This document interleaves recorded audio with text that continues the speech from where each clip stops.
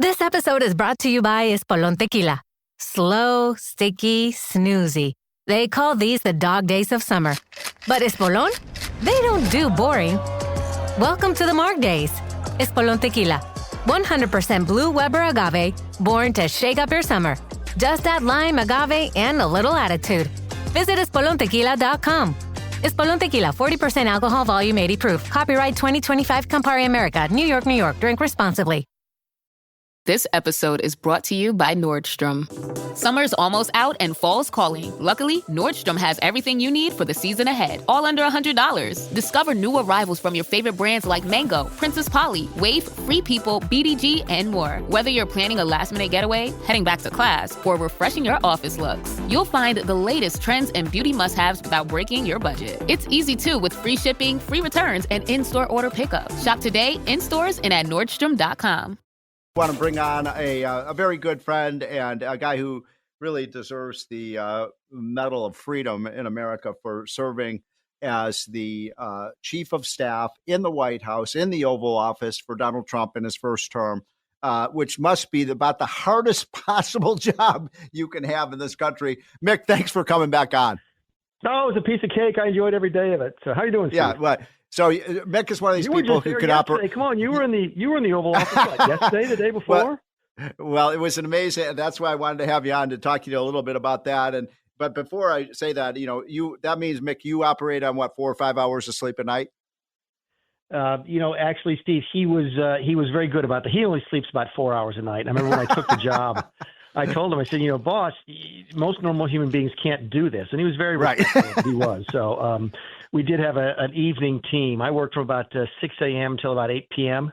And we had a team that came in about That's a long day. That's a 14-hour day. Yeah. Good stuff. Good stuff. So the reason I wanted to bring you on, and by the way, Mick Mulvaney, of course, was a great congressman from the great state of South Carolina. And how long did you last as chief of staff? I mean, I know he just wears out people. How long were you there in the White House with him? It's funny you ask. I lasted about 15 months, but Susie Wiles just passed Reince Priebus. Reince lasted till July 31st. Yeah. And so Susie's made it 8 months now. I made it 15. John Kelly made it about 20, but he didn't come in the last 3 or 4 months. Right. So I'm not sure that counts. So tell us about, well, I did spend an hour with the president in the Oval Office. And one of the reasons I wanted to bring you on is one of the things that really impresses me about Donald Trump is that, I can go in there with an idea, or people can. You've seen it probably 1,000 times.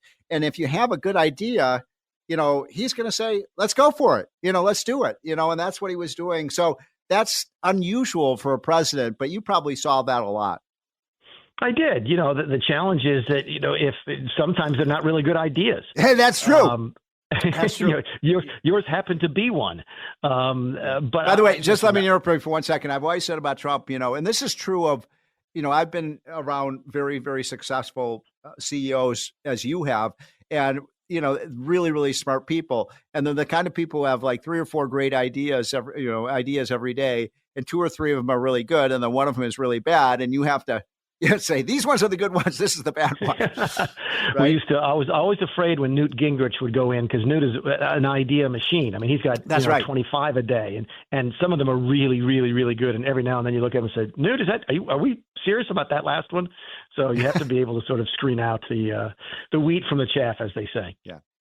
So you were there during the most economically productive period of Trump's first term. I don't know if you heard earlier, I was saying that in Trump's first term, we had a massive increase in real median household income of over $6,500. So congratulations. I mean, that was I think that was more than any president in history. Well, it was. And I've talked about this before, that it proved supply side economics. Yes. That conversation should be over now. Supply side economics works. Because what did Trump do? He gets a lot of attention, and rightly so, for the tax policy and so forth. But really what went sort of the unsung hero of that phase was the deregulatory agenda, to make it easier to get goods and services to market. People can have a lot more money, and there still won't be a lot of inflation as long as you're bringing more goods and services to market. And that's what Trump 1.0 do. They're doing it again in the second term. It just takes a while for it to kick in. When are you coming back to Washington? I know Trump needs you back. I try and avoid it in August for the most part. So I notice you're not spending a lot of time there either. Well, it's really, I have to say, it's a really great team that he's put together. How well do you know Susie? I think she's doing a great job. I don't, but I know a lot of people around there, and they're very pleased with the place is running. Keep in mind that the chief of staff sort of has two jobs. You're a senior policy advisor, but you're also the chief operating officer of that building. And everybody I've talked to said she's doing a great job on running the place. And that's what Trump likes, and that's what he wanted. I was good at it. She seems to be very good at it, and I've heard no complaints from anybody yet. Talking to Mick Mulvaney, folks. This is the More Money Show, and we'll be right back. The More Money Show with Steve Moore on the Red Apple Podcast Network. The More Money Show with Steve Moore on the Red Apple Podcast Network. I want to get right down to it with my good friend Mick Mulvaney. Was discussing a little bit earlier on the show some issues with respect to Trump. And you all know Mick Mulvaney. He was the chief of staff for Donald Trump, did amazing things with him. I think he was first or second longest serving chief of staff for Donald Trump. That's a very, very tough job, as you can imagine. You're probably on call 18 hours a day, if not 24 hours a day.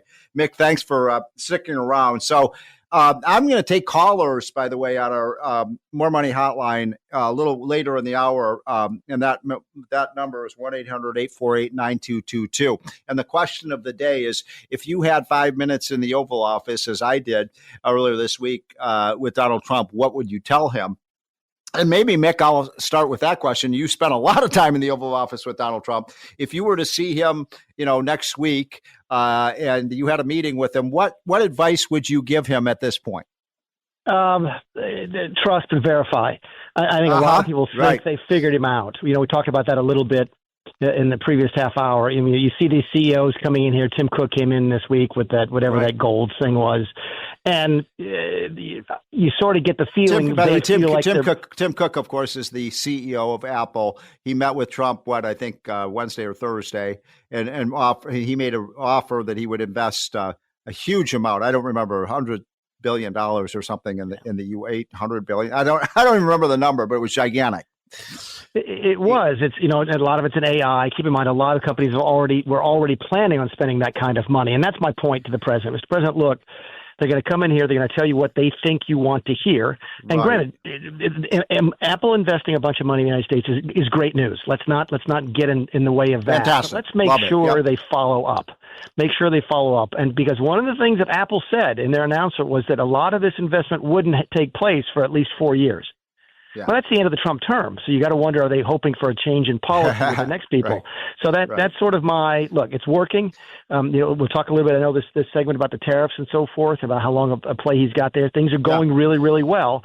But you want to make sure that people follow through on their promises, and that these aren't just hollow sort of things they're doing to sort of suck up to the president.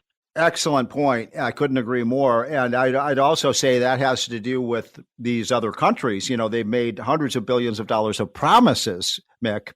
But and I mentioned this to the president. I said, well, Mr. President, what if they don't do it? I mean, a lot of these countries will promise the moon to you, but whether they actually follow through is a very different. That's why trust but verify is so important.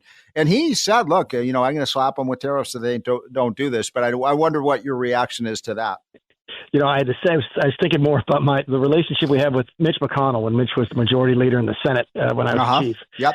And I always used to come in and tell the president a lot of things he wanted to hear. And I said, Mr. President, you have to realize that Mitch operates under what we call Plan B. He's like, what's that, Nick? And I said, he plans on being here a long time after you are gone. So you need to make sure that these people actually follow through on these things and they're not just trying to run out the clock on you. And I do it with foreign countries. I do it with private corporations. I do it with everybody. Actions in life generally, but especially in Washington, D.C., actions speak so much louder than words. Come in, say all the right things. I love it, but let's see where the tire hits the pavement.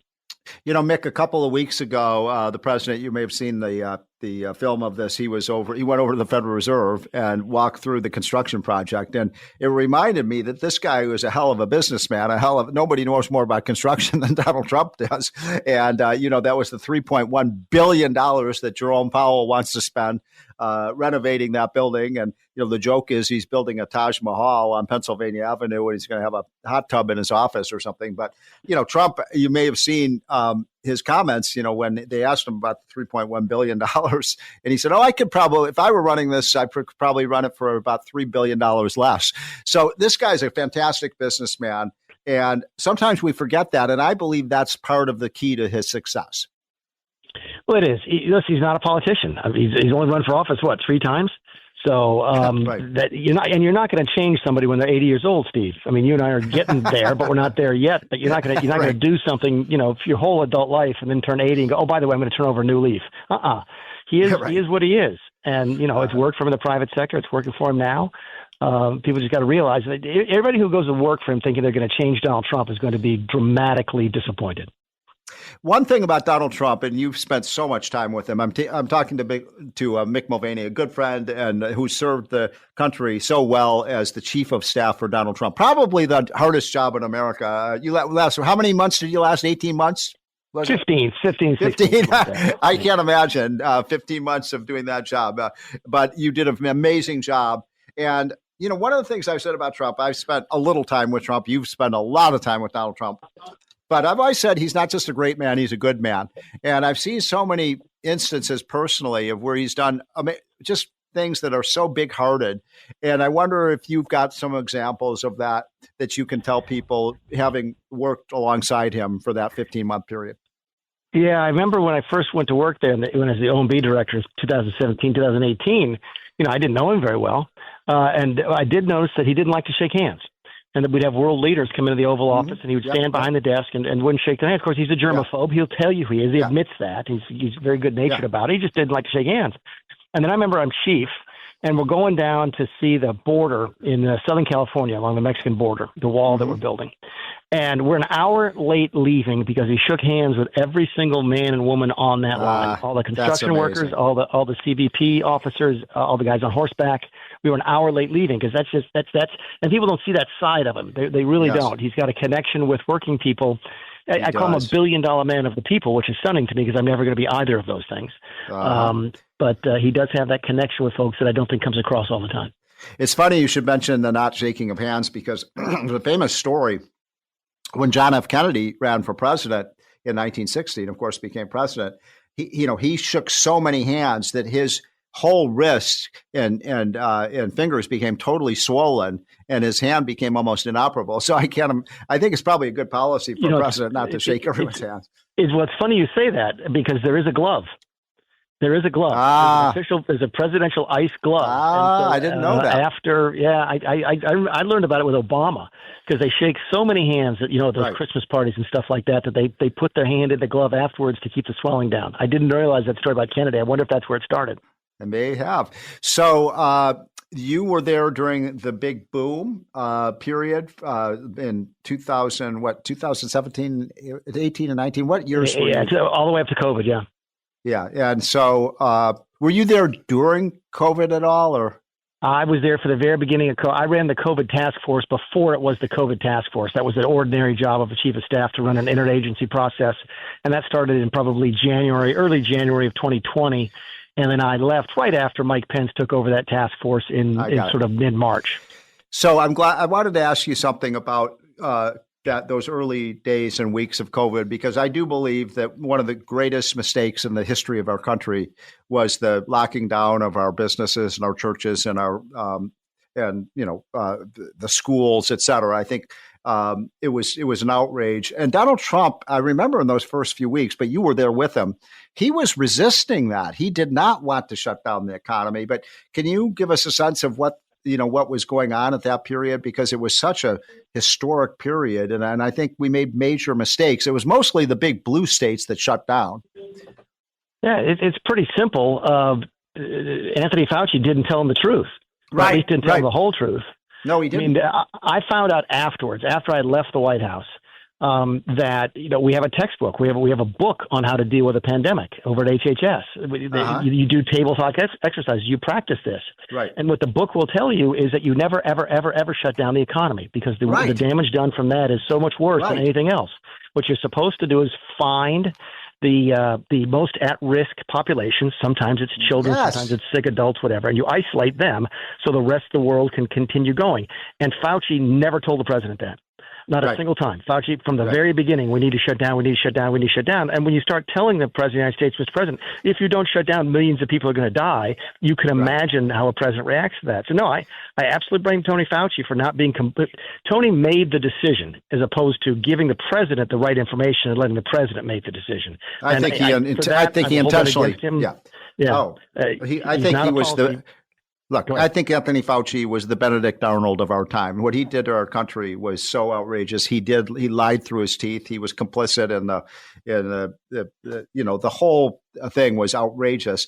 Trump had the right instincts. I wish he had stuck with it because, it was a huge blow to the economy. And he would have, this, by the way, Mick, if it had not been for COVID, Trump would have won a 40-state reelection landslide. I mean, the economy was doing so well. We had peace around. I mean, every one of his policies was working. And that's why I'm not a conspiracy guy, but I think it was people like Anthony Fauci and others that were using COVID to try to trip up his presidency. We certainly had that polling data. I remember very vividly, January of 2020, Bernie Sanders was sort of ascendant. The Democrats hadn't had any real primaries yet, but he was doing really well in the early polling, and we had great data on Trump versus Bernie in 2020, and we would have won 42 states. Wow. So, including, I think, New Jersey. I still don't think we win New York, but I think New Jersey was in our column under that scenario. So one last thing on the way out, and thanks so much, Mick, for holding on. You're a real patriot. So I'm bullish on the economy. You were telling me off air, you've been traveling around the world, dealing with business leaders around the world. It seems like America's back. What is the reaction of the foreign, when you meet with foreign leaders and foreign CEOs about what Trump is doing? It depends on where you go. The Europeans really don't know what to do with him, and they really don't like him. They still that's don't. That's good. Yeah, and that's fine because I think he's sort of calling out their BS. I mean, they have been BSing for a long time. When I go to Europe, I'm like, look, we just don't know if you folks are trustworthy partners for the long term. And if Greta Thunberg is the future of leadership in Europe, we got to go someplace else to have some friends because you folks are going crazy. I mean, they're throwing people in jail for praying privately. In the UK, for example. So there's all sorts of crazy stuff going on. But no, there's a recognition that Trump runs things differently, and it's going to be different. And that it might be more than just Trump, and that this populism is real, and that this is not the trend. This is a tectonic sort of shift in the way America views the rest of the world. I couldn't agree more. In fact, my column that I wrote a couple of weeks ago was on this, that I really believe, Mick, and last word on this, because we got to take a quick break. I think Trumpism is going to go international. I think you're going to see Trump-like candidates who are not tied to the arrogant bureaucracy, who are men and women of the people. I think that's going to be a trend around the world. What do you think? I think people are waiting for government that's responsive to what they say. Populism is a response to government that doesn't do anything for them. Exactly. People don't feel like government's doing anything. Trump is following through. You love him, you hate him, I don't care. People do feel differently. I get that. Right. He's done exactly what he said he was going to do, and that is a breath of fresh air, and that may catch on internationally. Amen. That's Mick Mulvaney, who served so honorably as Donald Trump's chief of staff, the hardest job in the country. Mick, thanks so much for your service. This is the More Money Show. When we get back, I'm going to take your calls, 1-800-848-9222. If you had 5 minutes in the Oval Office with Donald Trump, what would you recommend he do? We'll be right back.